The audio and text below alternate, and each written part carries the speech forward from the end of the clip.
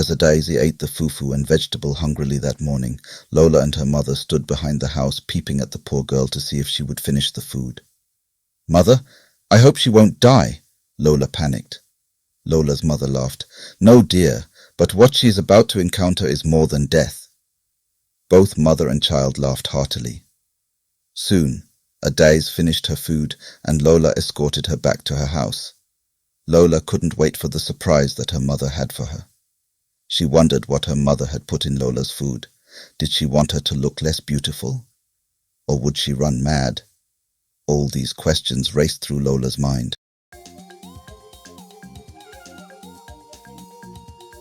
Adaeze was known in the village for her beauty. Every time she carried her water pot to the stream with her friend Lola, the gaze of admiring men followed her every step. Some of them would even approach her to tell her how pretty her waist beads were, and how beautiful she would look as their wife on their wedding day. Adaeze found this totally amusing. Although she wasn't interested in any of those men, she always tried to entertain their thoughtfulness and fancy talks. But her friend Lola didn't find this funny. In a day she noticed that, whenever she went out with Adaeze to the stream or the market, Adaeze would get almost 10 suitors who were interested in her, while she got nothing. Lola couldn't fathom it. It was unheard of. Was it that none of the men found her attractive? Or was it because she now walked with Adaeze? Lola became so sad about this that one night she sat in her mother's room and began to cry. Her mother was disturbed and demanded to know what was wrong. By the time Lola finished narrating her problem to her mother laughed and told her not to worry, that it was a small issue, and that very soon all the men in the village would come asking for her hand in marriage. Lola thought that her mother must have gone crazy. She had to remind her mother that no man ever paid any attention to her each time she was with Adaeze. But her mother assured her again not to worry, that she would do something about it. The following week, Lola's mother, who was a vegetable seller, went to a neighboring town to get some vegetables that her customers have been asking about. But when she got to the town, she remembered what she promised to do to Lola's friend. "No one would take my daughter's place," she told herself.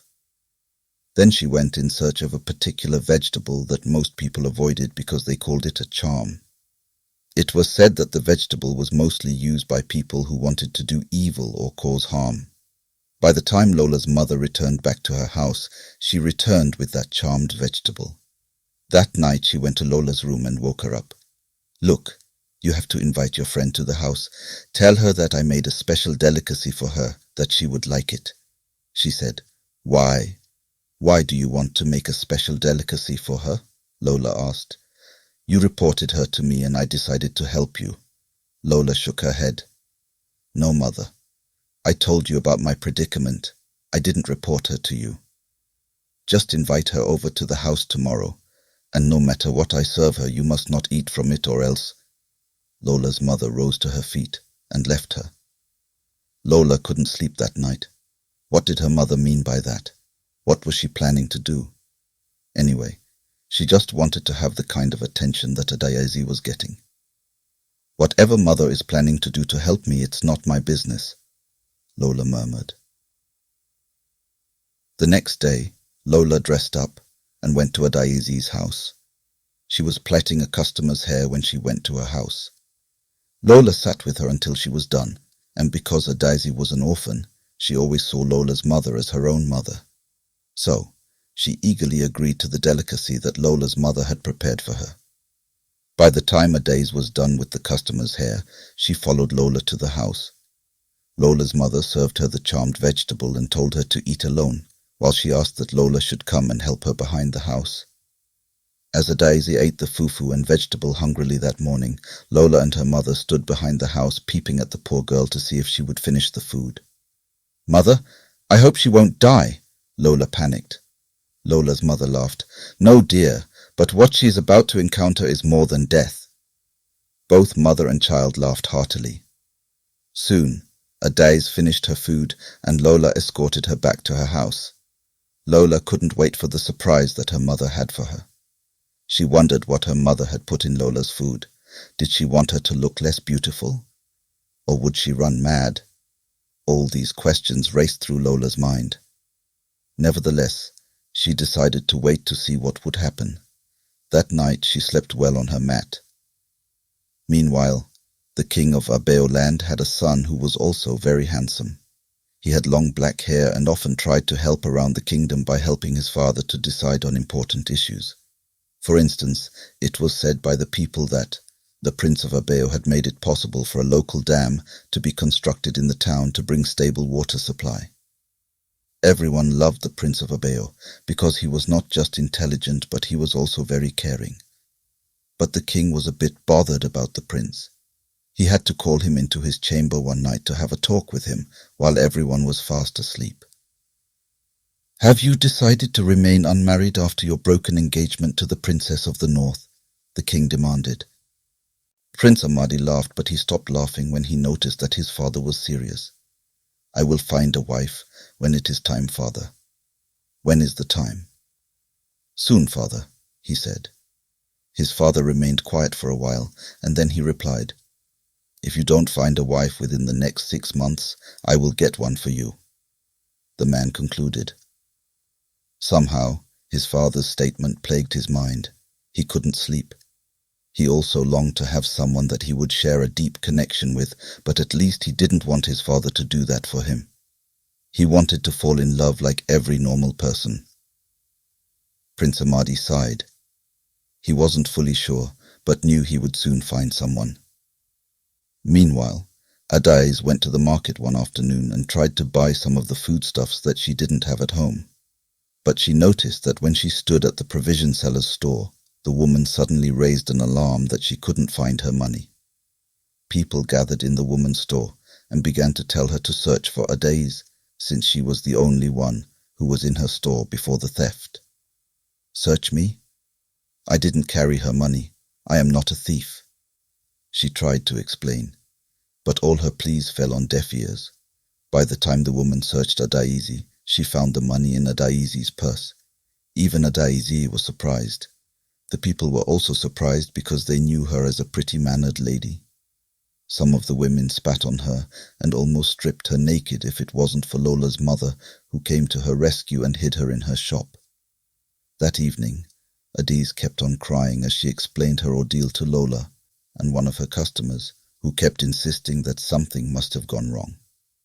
But Adaeze took it as a mistake until it kept on happening every day.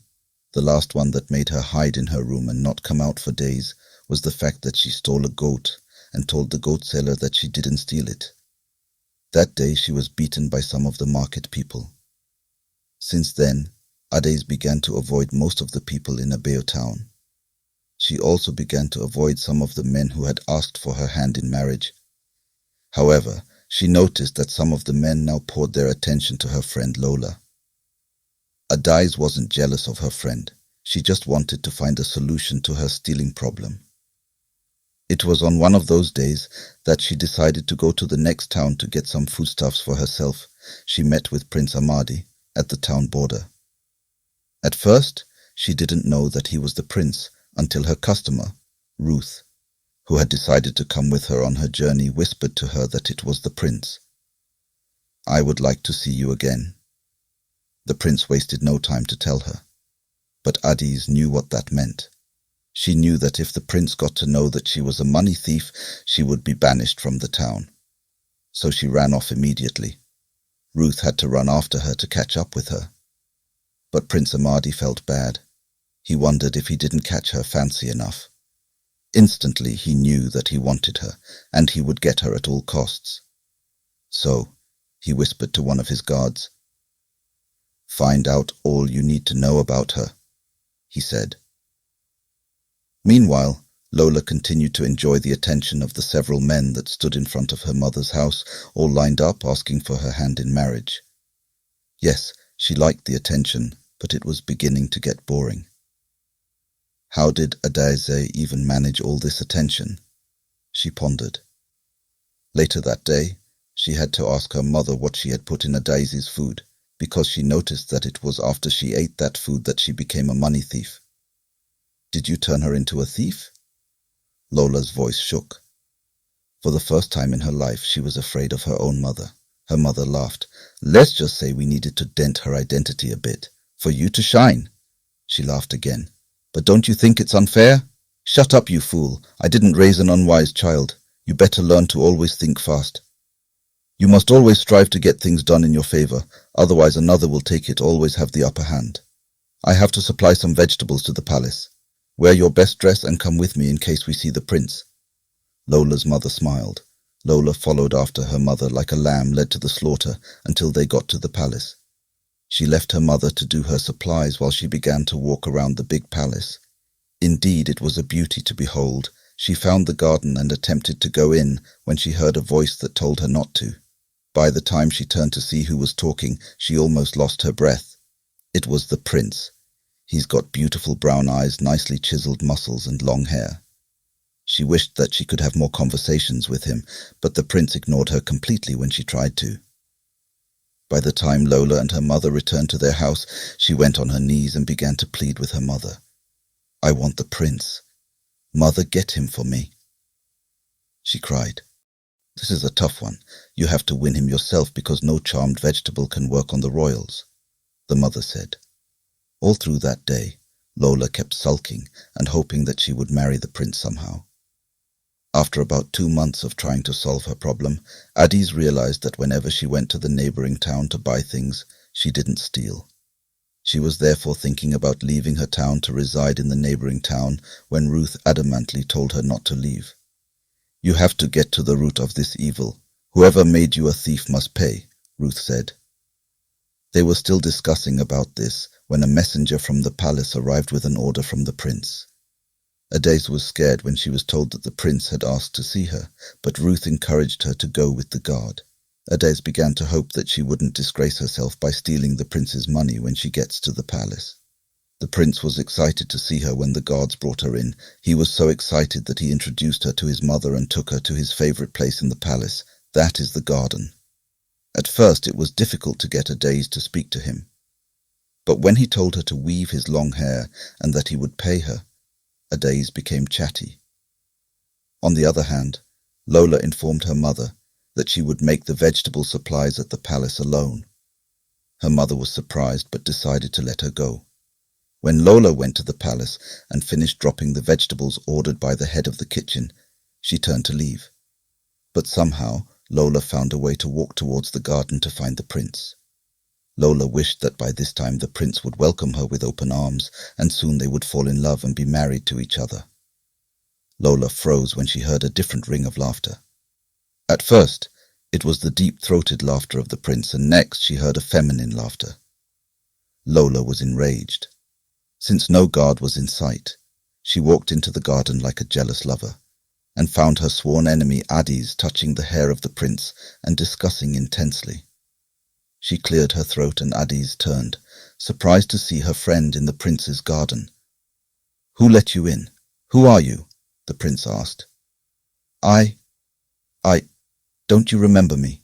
We met the other day. My prince. Lola forced a smile. This is my friend, Lola.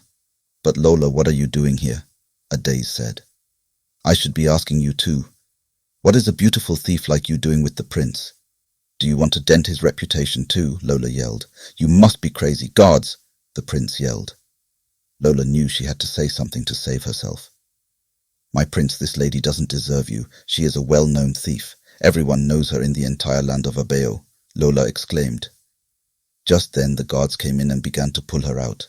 By the time Lola was pulled out, Adaeze began to cry. I didn't wish to be a thief, she wailed. Prince Amadi hugged her and comforted her. He told her that he knew she was a thief and that his guard whom he sent to inquire about her told her quite a lot about Adaeze. The prince assured Adaeze that he would do all he can to ensure that she is well again. When Adisi got back home, she explained to Ruth what had happened. Ruth was surprised. She couldn't believe that Adisi's best friend would have tried to betray her just like that. Meanwhile, the romance between the prince and Adaeze blossomed. He would either go to her house, or he would ask the guards to bring her to the palace. Soon, they fell completely in love with each other, and the prince decided to marry her. But he was concerned about her problem, so he decided to confide in his father, the king. What? His father exclaimed one night. Are there no other decent young ladies who aren't thieves? I love Ada. She has a heart for the people, and she loves me too, Prince Amadi pleaded. The king sighed and paced about his chamber. He then told the prince to invite Adaeze to eat with him the following day. At first, Adaeze was skeptical about meeting the king, but she went with the guards the next day and sat in front of the king on a long dining table. A bowl of vegetables was placed in front of her while the king began to pray for her. Today, I stand as your father. That every curse placed on you is reversed as you eat these vegetables, he said. Amen, Adaeze said, and began to eat until she finished the entire vegetables. Suddenly, she felt light again, as though a heavy burden had just been lifted from her head. Then the king welcomed her into his family and fixed their wedding date. Lola was in the market with her mother when she heard from the town crier that a wedding date had been fixed for the prince and that the prince would be marrying Adaeze. Lola was livid. Then she turned to her mother in the middle of the market in a loud voice. I thought you said you made her a thief. Why is she marrying the prince? You promised to add to her problems, but now she has slipped through our fingers, Lola yelled. People were starting to gather now. Lola's mother was afraid of what the people were beginning to say, so she turned and ran while Lola followed her closely. That night, both Lola and her mother ran out of the town and were not seen anymore. Meanwhile, Ruth told Adaeze all that transpired between Lola and her mother in the market. Adaeze was surprised, but she told Ruth that she had learnt a lesson from this, and the lesson was that she would be careful not to trust everyone that comes her way, and that not every friend was indeed a friend.